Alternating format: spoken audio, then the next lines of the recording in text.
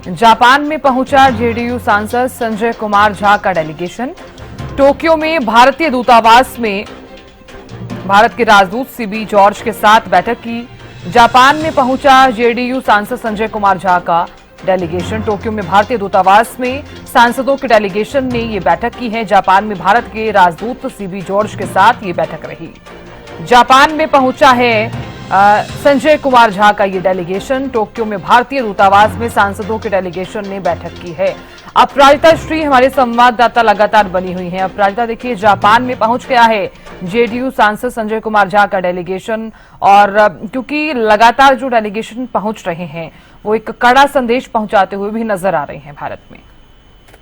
बिल्कुल, देखिए जो तीसरा ग्रुप है यानी संजय कुमार झा का ग्रुप है, जेडीयू से सांसद हैं संजय कुमार झा, और जिस तरीके से काफी ज्यादा नॉलेजेबल भी माने जाते हैं, तो उनके द्वारा ग्रुप को हेड किया जा रहा है। 4 देश जाएंगे, Japan, Republic of Korea, Singapore, Indonesia, 22, 24, 27, 28।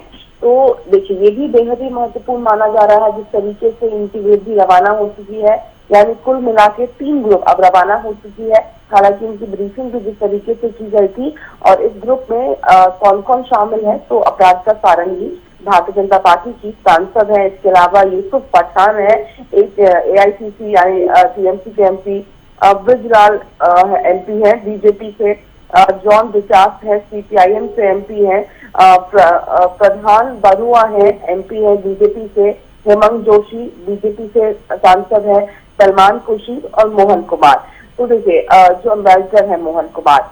तो ये जो 4 देश जाने वाले हैं, काफी इंटेलेक्चुअल जिस तरीके से तमाम चीजें जो रख पाएंगे, तो काफी अच्छे तरीके से चयन किया गया है और महत्वपूर्ण जिस तरीके से माना जा रहा है। तो ये भी 3 ग्रुप अब रवाना हो चुकी है, अपने अपने स्थान पर पहुंच चुकी है, जिसके साथ अब यहाँ पर कितनी बातें रखते हुए जिस तरीके से आपने भी जिक्र किया कि ऑपरेशन सिंदूर से लेकर यानी पहलगाम आतंकी हमला जो कायराना तरीके से पाकिस्तान के द्वारा किया गया था, उन चीजों को उजागर किया जाएगा, और ऑपरेशन सिंदूर जो किया गया और जो अभी भी लागू है, उन सभी चीजों की बात रखती हुई नजर आएगी ये तमाम प्रतिनिधिमंडल। जी बिल्कुल अपराजिता, हालांकि तीसरा जो डेलीगेशन है वो पहुंच गया है।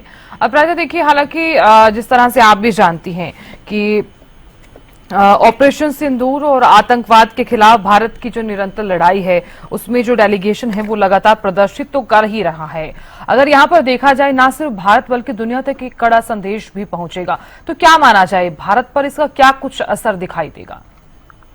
देखिए बेहद ही महत्वपूर्ण हो जाती है कि अपनी जो बातें हैं वो विश्व तक पहुंचाया जाए, क्योंकि पाकिस्तान जो विक्टिम प्ले करने की कोशिश कर रहा है, वहीं जिस तरीके से आईएमएफ के द्वारा फंड दिया गया पाकिस्तान को, अप्रूवल मिला, तो उन चीजों को उजागर करेगा इंडिया कि आखिर अगर कोई भी देश, कोई भी ऑर्गेनाइजेशन अगर पाकिस्तान की मदद करता है तो वो सीधा टेररिज्म को मदद कर रहा है। और न केवल सिर्फ इंडिया में जो टेररिस्ट अटैक पाकिस्तान करती है उसके पीछे पाकिस्तान का हाथ होता है, यानी जो केवल इंडिया तक पाकिस्तान की जो आतंकवाद सोच है, विचार है, वो सीमित नहीं होती, मगर विश्व भर में कई जगहों पर पाकिस्तान के द्वारा इस तरह के आतंकी हमले किए जाते हैं। यानी अगर कोई भी देश, कोई भी ऑर्गेनाइजेशन पाकिस्तान को फंड करता है तो वो सीधा आतंकवाद को फंड कर रहा है, जिसका असर कई देशों में पड़ सकता है। तो इन चीजों को उजागर करेगा तो बिल्कुल एक बहुत सकारात्मक असर इसका देखने को मिलेगा। और हालांकि इस तरह की जो प्रैक्टिस है वो पहले भी देखी गई थी कि जब भी इस तरह की हरकत पाकिस्तान के द्वारा किया जाता है तो डेलीगेशन को अलग अलग जगहों पे भेजा जाता है, अपनी बातें रखी जाती है, और ये बहुत सकारात्मक इसका असर पड़ने वाला है। जी बिल्कुल अपराजिता, बहुत शुक्रिया पूरी जानकारी देने के लिए। देखिए लगातार डेलीगेशंस जो है वो पहुंच रहे हैं, हालांकि अब तीसरा डेलीगेशन तो पहुंच गया है, और ऐसे में आपने देखा होगा कि ऑपरेशन सिंदूर के तहत जो कार्रवाई की गई है उसे प्रदर्शित करेगा भारत।